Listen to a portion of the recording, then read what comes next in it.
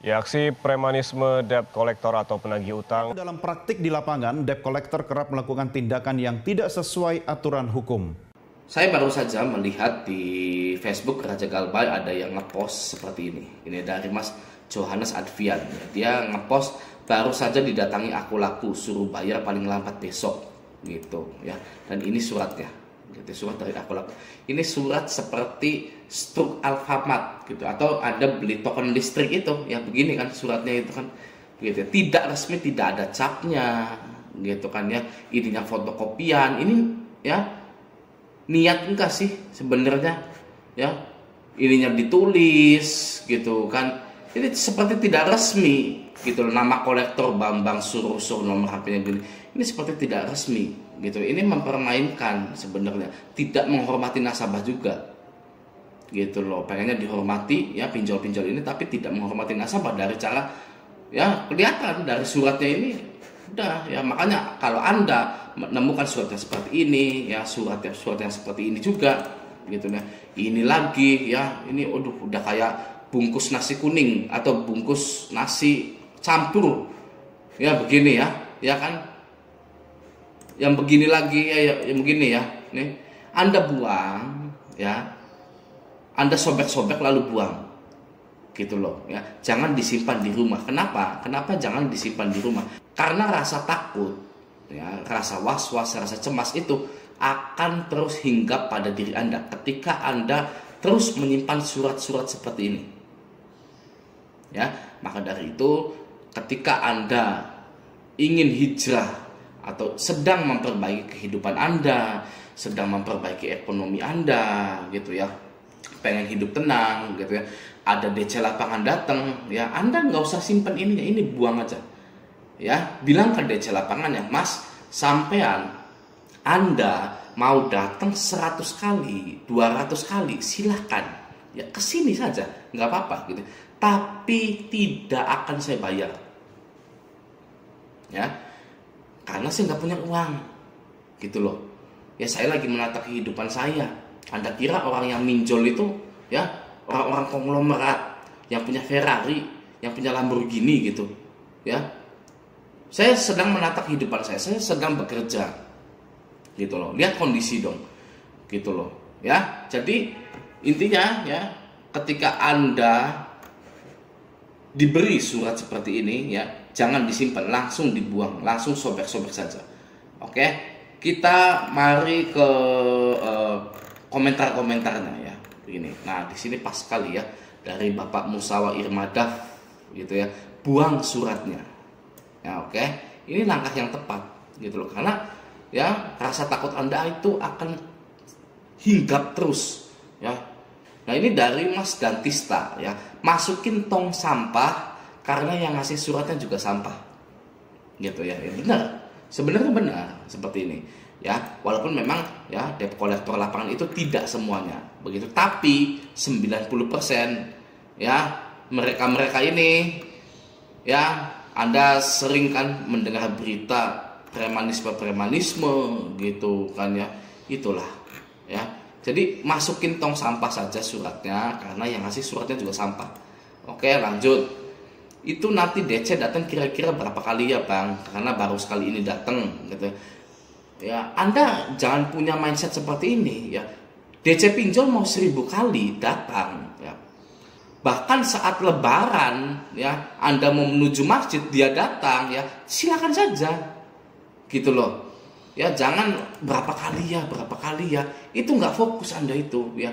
Masih mending Anda terima saja resikonya ya. Saya galbay pinjol gitu, galbay pinjol di pinjol-pinjol yang ada DC lapangan ya, sudah ya. Anda mau kesini silakan gitu, saya tidak ada uang, mau gimana ya. Mau saya rekam kalau Anda kasar, kalau DC-nya kasar, mau saya rekam, saya laporin polisi, mumpung lagi viral, mumpung lagi dicidukin gitu ya. Masih mending kita terima resikonya saja, daripada berapa kali sih DC itu datang ke rumahnya.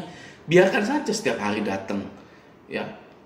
Kalau Anda terus-terusan bilang tidak ada dan tidak menjanjikan pembayaran ya, DC itu dalam perjalanan menuju rumah Anda itu akan merasa sia-sia, ke rumah Anda itu dan akan tidak datang-datang lagi.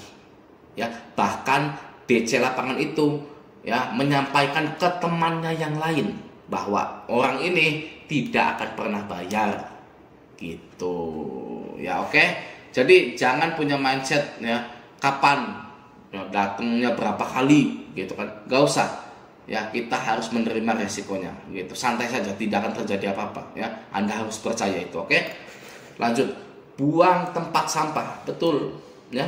Ini isi dari grup Raja Galbay ini memang sudah bagus-bagus gitu ya, walaupun memang saya ini tidak bisa banyak menghapus konten-konten di Raja Galbay ini karena nanti Facebook Raja Galbay ini dianggapnya berbahaya oleh Facebook dan bisa di-banned gitu. Jadi saya biarkan saja lah gitu. Oke, tapi secara mindset ya banyak yang sudah menunjukkan kemajuan ya dalam berpikir terhadap gagal bayar pinjaman online gitu ya.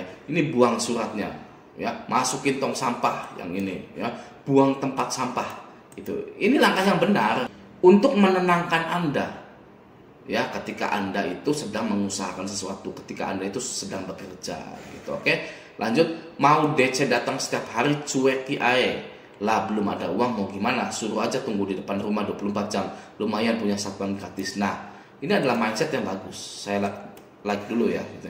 Ini mindset yang bagus.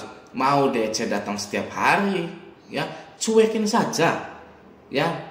Ini belum ada uang mau gimana gitu loh ya. Apakah Anda mau pinjam-pinjam ke tetangga Anda? Jangan ya, jangan pernah sekali-kali pinjam ke tetangga untuk bayar utang pinjol Anda itu ya. Apalagi nge-DM teman jauh Anda gitu ya untuk bayar pinjol. Itu haram hukumnya seperti itu ya, dilarang, nggak boleh gitu ya. Oke, lanjut. Nah, di sini masih ada 11 komentar lagi ya. Di sini banyak sekali komentarnya ya gitu ya. DC nggak ada otak, surat baru sampai minta dilunasi, besok dikira nyari duit gampang kali kayak nyari daun pisang, buang aja bang gitu ya. Ya, buang saja. Baru saja didatangi aku laku suruh bayar paling lambat besok. Ya sudah, Anda nggak usah bayar besoknya karena besok paling lambat gitu ya. Berarti hutang Anda lunas. Ya toh seperti masuk ke sekolah gitu. Anda terlambat masuk sekolah harusnya jam 7, Anda malah masuk jam 8. Ya sudah, nggak usah sekalian aja, nggak usah masuk gitu, karena tidak dihitung Anda masuk gitu loh, misalkan gitu ya. Ini kata DC-nya suruh bayar paling lambat besok. Ya sudah, besok nggak usah dibayar lagi, biar auto lunas saja. Karena yang paling lambatnya itu pembayaran besok, gitu loh. Ya jadi hati-hati ya para DC kalau ngomong ya paling lambat bayarnya besok. Nggak, saya bayar sekalian besoknya, ya biar auto lunas, gitu. Ya makanya hati-hati ya para DC ini ya gitu ya. Nanti bumerang sendiri kalimat-kalimat Anda gitu kan ya. Nah seperti ini ya, seperti dari Mbak Setiawati, paling lambat besok. Kalau besok nggak bayar berarti lunas. Ya benar ya, karena paling lambatnya besok sudah nggak bisa ya bayar utang lagi gitu loh.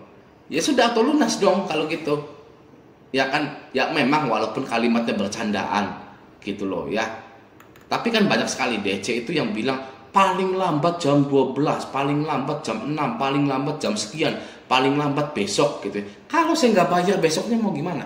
Surat penagihan dari DC lapangan pinjol yang begini, dan begini, itu buang ke tong sampah. Ya, oke, sekian dulu video dari saya. Semoga bermanfaat. Sampai jumpa di video selanjutnya.